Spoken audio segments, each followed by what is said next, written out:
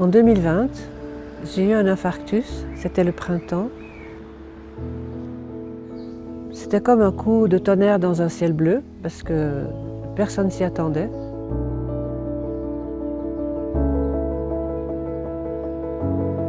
Il y a 5 ans, j'ai eu un arrêt cardio-respiratoire. Mon cœur s'est arrêté. J'ai eu la chance d'être entouré de mes enfants au moment où l'accident est arrivé, qui ont pu donc intervenir et faire les premiers secours, dont le massage cardiaque, en attendant l'ambulance.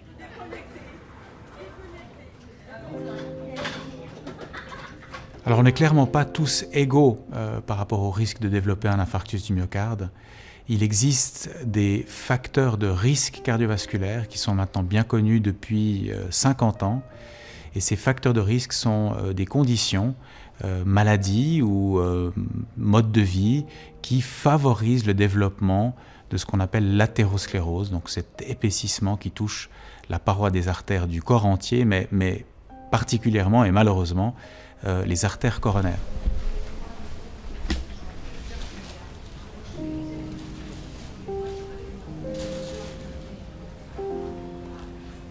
Typiquement dans l'angine de poitrine, vous ressentez des douleurs à l'effort. Pourquoi? Eh bien parce qu'en fait, il y a un débit de sang au niveau des artères coronaires qui n'est pas suffisant par rapport aux besoins. Donc les cellules musculaires cardiaques ressentent un manque d'oxygène et comme elles sont innervées, ce manque d'oxygène est ressenti comme des douleurs ou comme une oppression dans le thorax.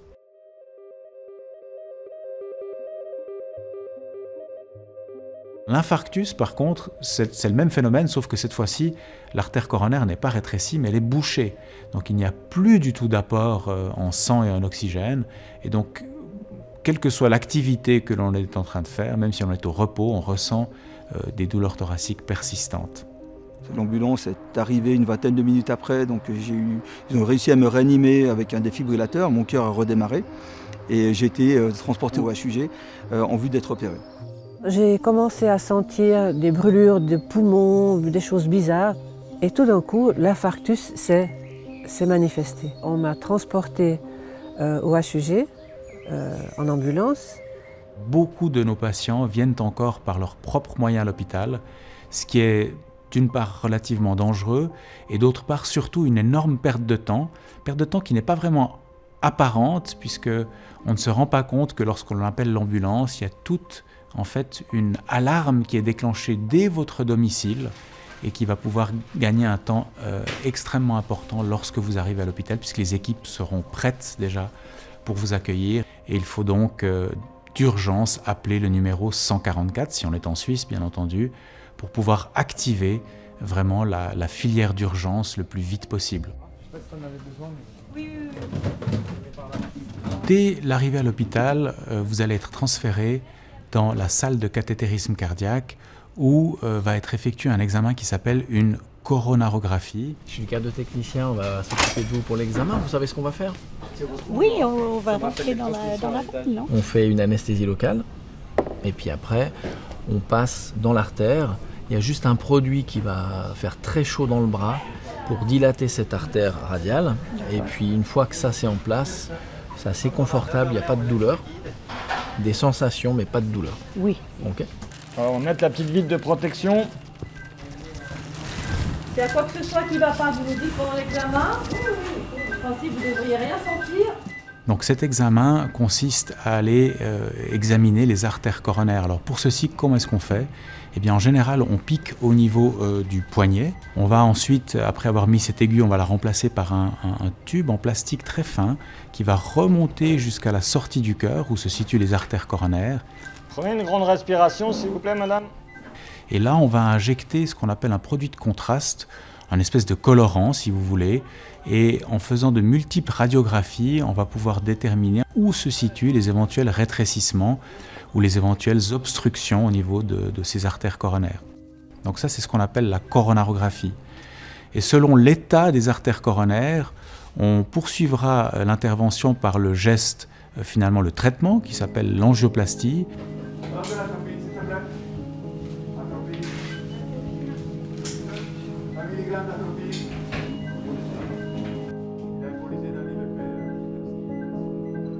L'angioplastie, en quoi elle consiste? Eh bien, elle consiste à aller exactement à l'endroit où se situent les rétrécissements ou les zones qui sont bloquées, occluses, pour aller y gonfler un petit ballonnet qui permettra de réouvrir l'artère et puis ensuite consolider le travail à l'aide de l'implantation de ce qu'on appelle un stent, qui est une espèce de petit treillis métallique qu'on peut déployer à l'intérieur de l'artère.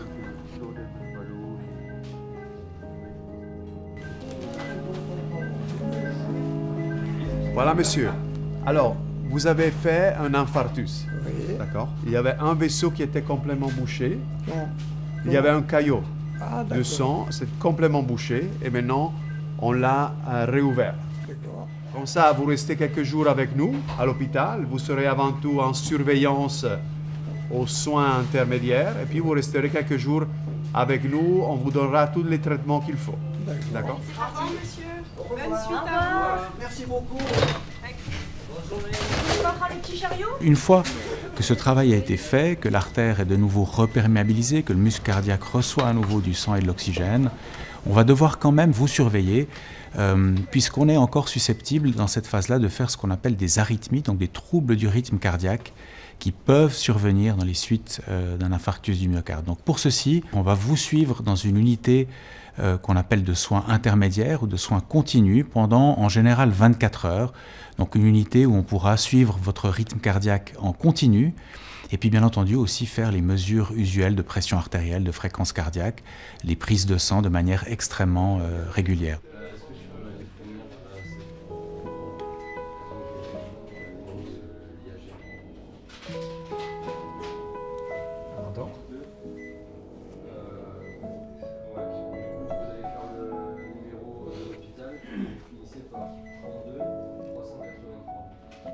Bon, donc quand vous êtes arrivé, on a fait cette coronarographie et puis on a vu qu'il y avait une des artères qui était bien bouchée. Vendredi, on a mis un stent. Oui. C'était comme un petit ressort. Comme un petit ressort qui a permis de déboucher. En fait, votre artère, elle n'était pas complètement occluse, mais elle était sévèrement rétrécie. Ouais, vous vous sentez comment? Ça va vraiment bien. Donc, nous, ce matin, on a tout regardé. Vous n'avez fait aucun problème du rythme cardiaque. Votre rythme, il est tout régulier. Vous n'avez pas fait d'arythmie. Bon, ben vous m'avez donné de bonnes nouvelles plutôt. Voilà, c'est des bonnes nouvelles. Vous allez pouvoir sortir de cette unité. Et j'espère que dans le courant de la semaine, on peut même envisager que vous rentrez à la maison. Ben, merci beaucoup. Voilà. Madame, bonne journée, bon rétablissement. Messieurs, dames. Mais dans de rares cas, parfois, on doit effectuer ce qu'on appelle un pontage coronarien, une intervention chirurgicale.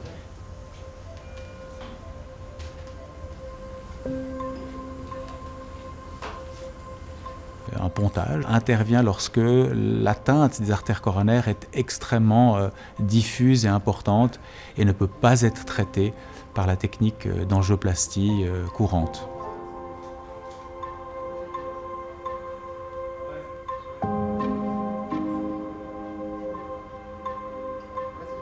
Un autre examen qui sera très important, c'est l'échocardiographie, donc une échographie du cœur. Pourquoi important? Eh bien parce que c'est là qu'on va pouvoir se rendre compte des séquelles éventuelles de l'infarctus. Ok, du coup je recontrôle toute la contraction du cœur et puis les valves, comment elles s'ouvrent, comment elles se ferment, enfin tout, je regarde tout. Ouais. Donc je fais plein de mesures, mais c'est normal.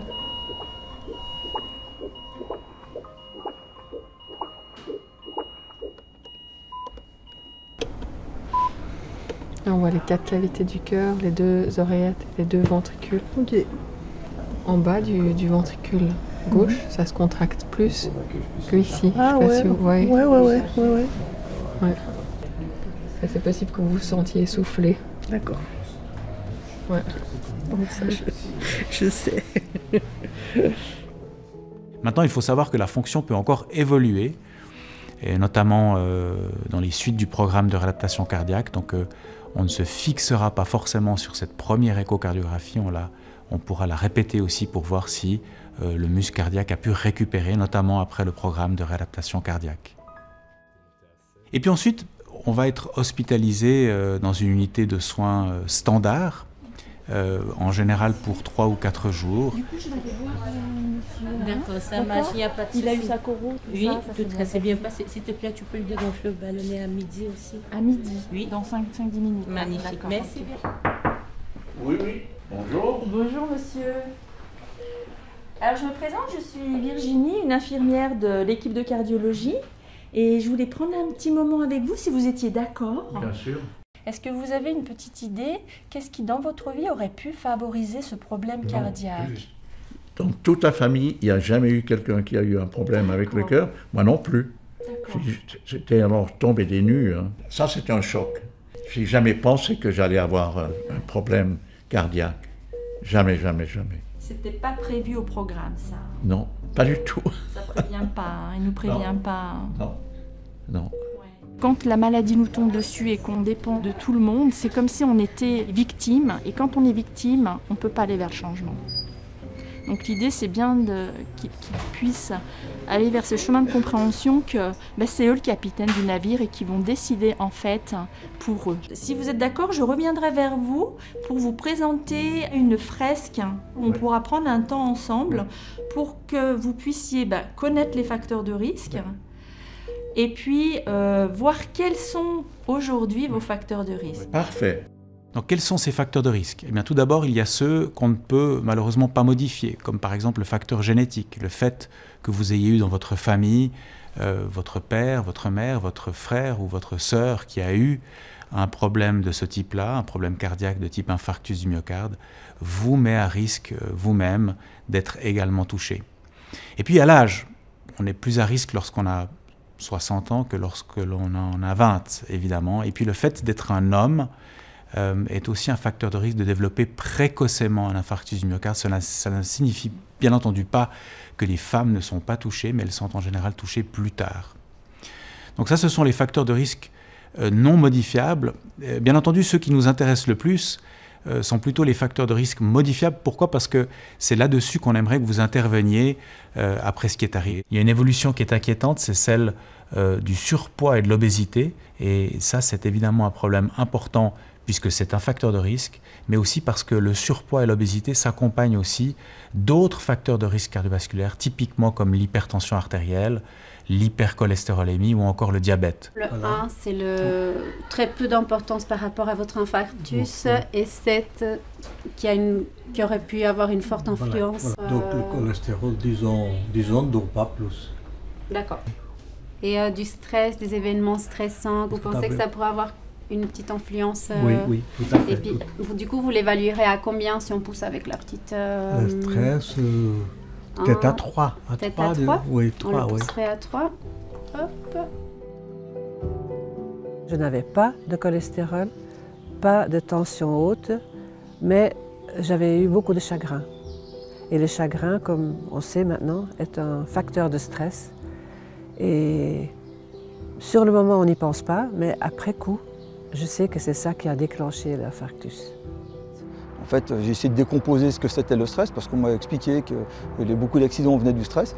Mais le stress, pour moi, c'est une masse uniforme qui n'a aucun sens, qui est générée par plein d'idées, mais je n'arrivais pas à les décomposer. Et une fois, j'ai pris une feuille et j'ai essayé de décomposer ce que j'appelais ma source de stress. Mes sources de stress, je les ai décomposées sur une feuille et je me suis aperçu qu'à chaque problème, il y a une solution. Alors, ce qui est déterminant pour vous, après l'infarctus du myocarde, c'est 4 éléments en fait. Le premier élément, c'est l'arrêt du tabac. C'est un élément qui est capital, il faut essayer d'arrêter de fumer. Et le deuxième élément, c'est l'alimentation. Il y a tout un ajustement de l'alimentation à faire, d'essayer d'adopter une alimentation dite méditerranéenne.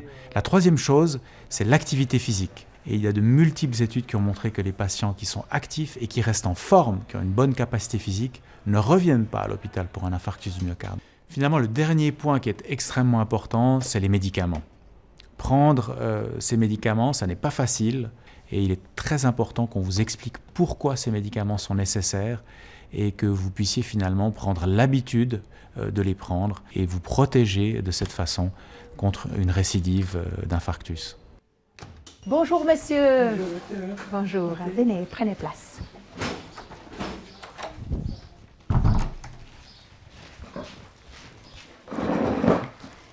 Comment ça va monsieur? Ça va gentiment. Très bien. Je prends chaque jour un petit peu les forces, ça me fait plaisir. Magnifique. Je me réjouis d'entendre ceci. Aujourd'hui, on va commencer la réhabilitation cardiaque. On appelle ceci la phase 2. Et on est à Beauséjour en réadaptation cardiaque stationnaire. En fait, c'est la phase de réhabilitation après votre infarctus. Et en particulier, aujourd'hui, on va aborder vos traitements. Ben, j'ai toujours eu beaucoup de médicaments. Je pense que vous avez vu dans mon dossier. Et pour moi, c'était compliqué ces derniers temps, donc de refaire ma petite boîte journalière, hebdomadaire et tout ça. Donc, plus j'en saurai, meilleur ce sera pour moi. Alors, quels sont ces médicaments? Eh bien, tout d'abord, il y a les médicaments dits antiplaquettaires qui fluidifient le sang et qui donc vont éviter que vous reformiez des caillots. Ensuite, il y a une deuxième catégorie, ce sont tous les médicaments dits hypolipémiants. Ce sont les médicaments qui visent à diminuer le cholestérol dans le sang.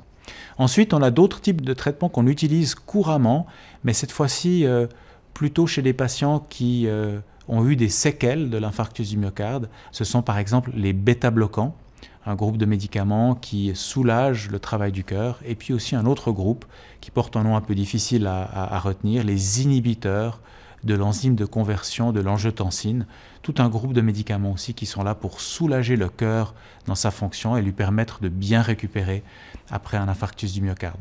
L'activité physique a un effet bénéfique et c'est important de le reprendre le plus tôt possible. J'ai été un peu surpris parce qu'après les 2 opérations des stents que j'ai eues en janvier-février, on pousse assez quand même le rythme cardiaque. Il n'y a aucun danger là-dessus. Non, il n'y a aucun danger. Au contraire, vous êtes dans un programme de réadaptation cardiaque où tous les exercices sont supervisés par un physiothérapeute. Donc, je vous encourage à continuer comme ça. Oui. En fait, après un infarctus de myocarde, le patient est adressé à un programme de réhabilitation cardiaque. On appelle celle-ci la phase 2 de réhabilitation cardiaque. Voilà. Vous changez d'appareil, on tourne dans ce sens-là. Et ceci peut être une réhabilitation cardiaque stationnaire ou une réhabilitation cardiaque ambulatoire. La différence, c'est qu'ambulatoire, le patient rentre chez lui, il vient chaque jour pendant 6 semaines. Par contre, la réhabilitation cardiaque stationnaire, le patient dort sur place et c'est pendant 3 semaines. Donc le programme de réadaptation cardiovasculaire va permettre aux personnes qui ont eu problématique cardiaque de reprendre une activité physique régulière dans la vie de tous les jours et de reprendre confiance en eux. Des plus grands cercles, toujours vers l'avant. Ça craque de partout. C'est des programmes qui vont de 6 semaines à 3 mois avec différents intervenants pluridisciplinaires. Et l'idée, c'est vraiment qu'on réponde à toutes leurs questions et qu'eux se sentent à l'aise de reprendre l'activité physique de façon quotidienne et en toute autonomie. Bravo.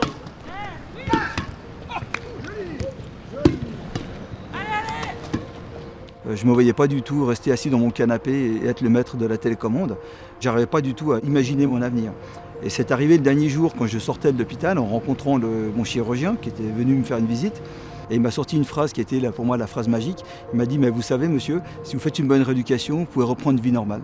Et là j'ai pris le pari et je me suis aperçu que je pouvais être acteur de mon avenir et de ma rééducation et pas uniquement spectateur. Alors ce qui est tout à fait fascinant, c'est de voir comment évoluent les patients après un infarctus du myocarde. En effet, quand ils entrent dans le programme de réadaptation, les patients en général sont très soucieux, préoccupés.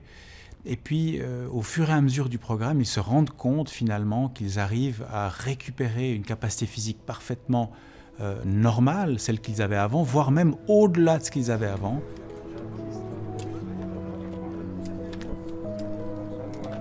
C'est -5, dans 5 minutes on décolle. En fait, cet accident m'a changé. D'abord, j'ai compris que je pouvais modifier certains petits paramètres de ma vie qui avaient un effet énormément positif. Un exemple, l'activité physique.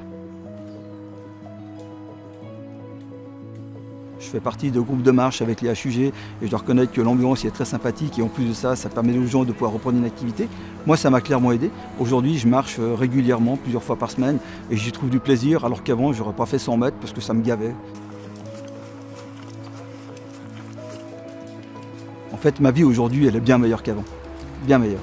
on peut être acteur, on peut vraiment faire changer les choses. Aujourd'hui, honnêtement, je fais tout, mais je fais tout en 2 fois plus. Je fais plein de choses, je profite de la vie, je vois plus les gens, je fais plus d'activités physiques et franchement, ça fonctionne très bien. Aujourd'hui, ça fait 4 ans que j'ai eu mon infarctus. Mais ça paraît très loin. Ce qui a changé après, c'est que je vais vers ce qui est positif, ce qui me fait du bien, et ce qui est ce que moi je ressens comme négatif, je l'évite.